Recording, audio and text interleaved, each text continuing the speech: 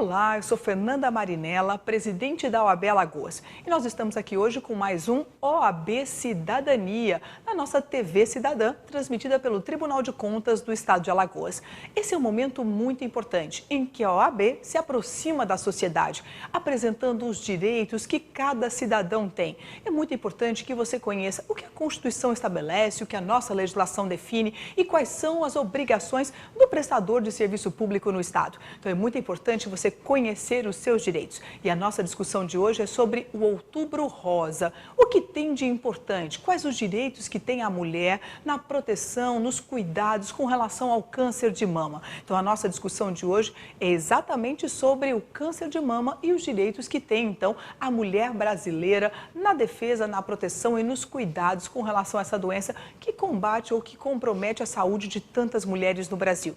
Notícia triste, não é? Esse é um momento muito triste em que a mulher recebe a notícia. Combater e reconstruir e reutilizar, então, esses elementos todos que o Estado nos dá é realmente um grande desafio. E para a nossa entrevista de hoje, nós vamos falar com o Dr. Juarez. Dr. Juarez Miguel, que tanto atua na área da saúde e que poderá nos contribuir um pouquinho com relação a estes direitos. Dr. Juarez, é um prazer tê-lo aqui no nosso programa, OAB Cidadania. É uma grande oportunidade. Prazer é meu, presidente. Desde logo eu gostaria de me congratular com a sua gestão pela adesão ao sensível tema saúde e especificamente ao câncer de mama, que é tão letárgico que ceifa a vida de grandes mulheres. Pois é, e isso nos preocupa muito. E muda não só a condição de vida, mas a autoestima, a condição pessoal e toda a atuação da mulher no mercado de trabalho, na vida social, na família e tudo mais, né, doutor Juarez? Agora, era importante que as mulheres conhecessem quais os direitos que ela tem. Doutor Juarez, identificada a doença, o que é importante que a mulher conheça enquanto saúde pública, enquanto SUS, o que ela pode pleitear, então, junto à saúde, no que diz respeito à recuperação, ao tratamento e todas essas condições? Presidente, nós temos um conjunto normativo, a começar pelas leis infraconstitucional, constitucional, a lei que criou o SUS e as subsequentes, e agora mesmo uma espécie normativa, uma lei infralegal, que é a portaria 189, de 2014, foi editada pelo Ministério da Saúde, inclusive instituindo, não é, a referência ao diagnóstico e tratamento dessa degenerativa e cruel enfermidade. Doutor Juarez, e no caso de cirurgias emergenciais? A mulher tem direito de fazer uma cirurgia emergencial custeada pelo Estado? Vamos imaginar que ela não tenha condições de arcar com essas despesas da cirurgia. Ela tem direito de buscar do SUS esse atendimento emergencial, essa cirurgia emergencial? E quais os canais? Como ela deve buscar isso? Senhora Presidente, a Constituição Federal expressamente, na dicção do artigo 196, diz que a saúde é dever do Estado e direito de todos. Então, a premissa maior é essa. E as conclusões seriam as seguintes. Sobretudo as mulheres que são pobres, as mulheres que são leigas, diagnosticada essa cruel patologia, a sugestão seria, desde logo, procurar o SUS, que é difícil, porque a demanda é fortíssima e também pela ausência de políticas públicas competentes, não é? Então é por isso que essa macro questão vem sendo muito judicializada. Então, a meu ver, com essa deficiência de políticas públicas e a deficiência, sobretudo, a ausência de compromisso com o tratamento, com o diagnóstico e o tratamento dessa enfermidade, procurar judicializar junto ao Estado, ou ao município, ou à própria União. Até porque esses entes federativos, todos três, têm responsabilidade solidária. Ou se entra contra um dos três, ou então contra os três conjuntamente. Entendi. Doutor Juarez, e sem dúvida alguma, as mulheres vivem a demora do atendimento médico. Isso é um problema para toda a sociedade, não só para esse diagnóstico, mas para inúmeros outros, né? O prazo para agendamento das consultas, dos exames, normalmente é um prazo muito longo. E nós sabemos que no caso do câncer de mama, assim como qualquer outro câncer, o diagnóstico precoce, ele resolve o problema, não é? Quanto mais se demora para diagnosticar ou tomar providências, isso compromete ainda mais esse indivíduo. Então, a saída é: o SUS não atende com agilidade, ir à busca de medida judicial. Essa, na verdade, é uma alternativa não muito célere, até porque as medidas judiciais no Brasil estão demorando muito também. Então, a demora acaba comprometendo muitas vezes a vida dessa mulher, não é verdade? Verdade. Então, e a saída, então? Uma liminar na justiça, talvez, para conseguir viabilizar uma cirurgia emergencial. Isso. É uma pena, né, doutor É uma Juarez? pena, é lamentável, presidente, mas é mais urgente de que se esperar por uma fila do SUS.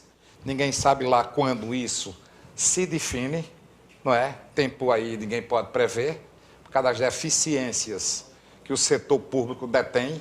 Então, com todas as demandas, não é, que estão sendo deflagradas no judiciário, eu acho muito mais plausível que a pessoa que está sendo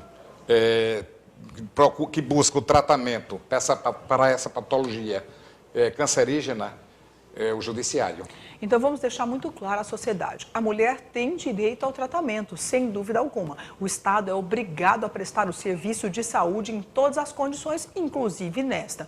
No entanto, a demora, muitas vezes, na prestação do serviço pode comprometer a qualidade de vida ou até resguardar um tratamento adequado na hora certa. Então, muitas vezes, a saída é recorrer ao Poder Judiciário. Mas nós devemos tentar o primeiro caminho, sem dúvida alguma. Quem sabe no seu município, na sua região, efetivamente o serviço não está funcionando.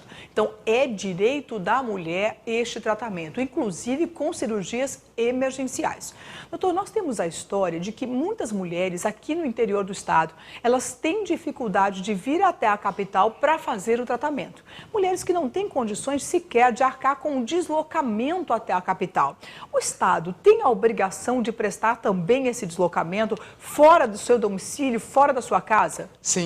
Sim, até vige essa portaria que eu acabei de falar, 189, que instituiu, não é, como referência o diagnóstico e o tratamento do câncer, inclusive disponibilizando recursos financeiros para eventuais deslocamentos dessas pessoas, coitadinhas, que saem daqui, emergem já com o psique afetado, psicossomático afetado, né, pela crudelíssima patologia, e se deslocam para um centro oncológico maior.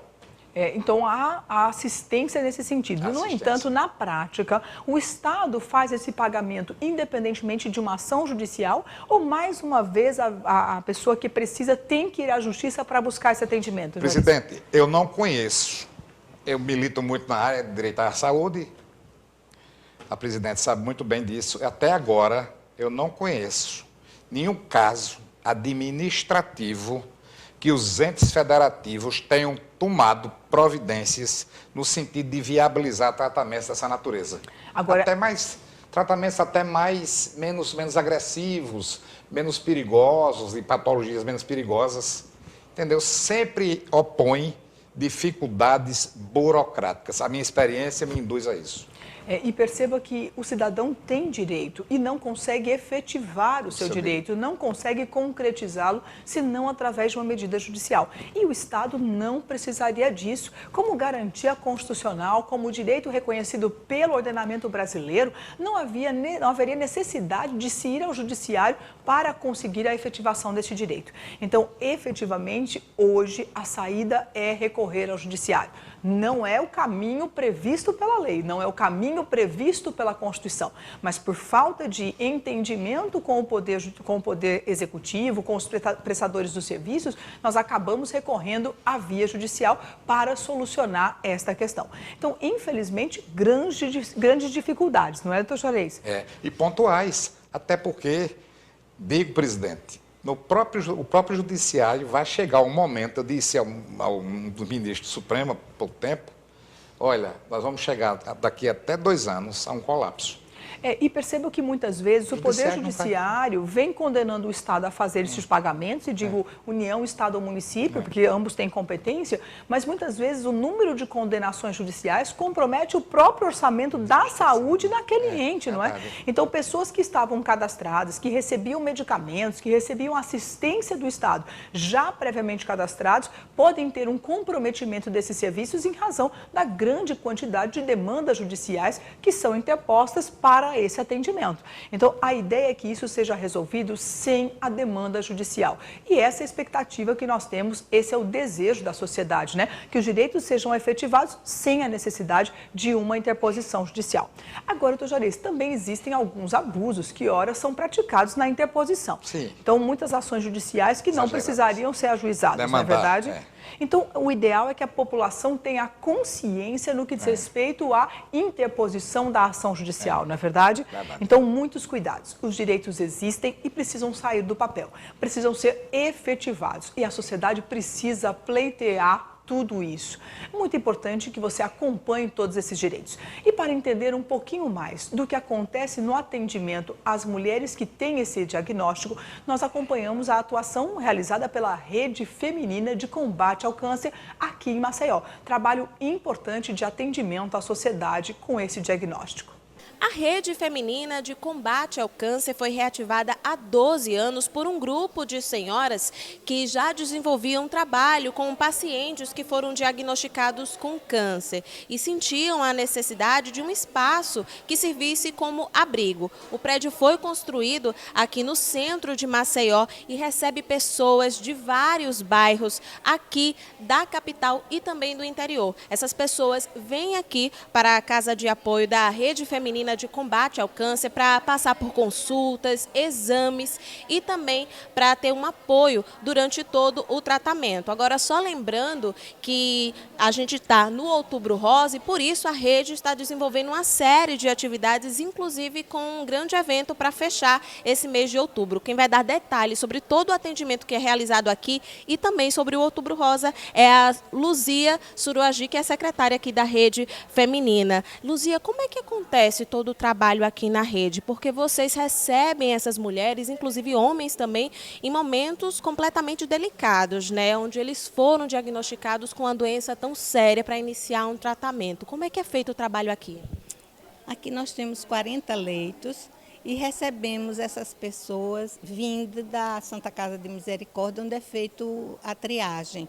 São pessoas que fazem tratamento de químio e de radioterapia. E passam conosco assim, o período em que estão fazendo aquele tratamento. Aqui nós temos uma condução, uma van, que os leva para esse tratamento, vai buscar. Nós oferecemos a eles a casa, do modo geral, com todo o equipamento, mais roupas de cama e vestes próprias, também kits de higiene, e lanches, o café da manhã e à noite. O almoço vem da Santa Casa porque, pela particularidade de que alguns têm pressão alta ou diabetes, então tem que vir uma coisa já programada para eles. E eles são recebidos, aqui nós temos departamentos, orientações jurídicas para que eles procurem os seus direitos. Nós temos um departamento de promoções sociais, onde nós fazemos festas para angariar fundos para manter a casa, porque nós vivemos de doações. E também toda essa movimentação, nós temos voluntários aqui que fazem uma espécie de brincadeiras com eles para tirá-lo do foco da doença, sabe? E é isso que nós programamos. Nós damos próteses, também perucas ou lenços. Agora, o momento do diagnóstico já é um momento bastante complicado, né? E a gente sabe que, infelizmente, existe muita batalha, não só pela reconquista da saúde, mas também nessa questão de se conseguir uma consulta, de se conseguir um exame, de se conseguir o tratamento adequado. A senhora já tinha antecipado que existe um setor jurídico aqui dentro justamente para traçar essa orientação, né? Como essas pessoas são orientadas? Elas têm esse direito, né? A consultas, a exames, a tratamentos. Quais são as orientações dadas aqui? Olha, aqui nós, voluntárias, todas nós, não só o setor jurídico, que já trabalha com aqueles que estão aqui na Casa de Apoio, mas de uma maneira geral, é justamente para mostrar a ele as leis que existem, que dão a eles essa condição. São leis federais. Nós tivemos em 2008 leis que já começaram. A mulher depois de 40 anos tem o direito de fazer sua mamografia. E temos em 2012 nós temos com a lei do prazo disso, depois do câncer detectado, de ser cuidada 60 dias depois, né?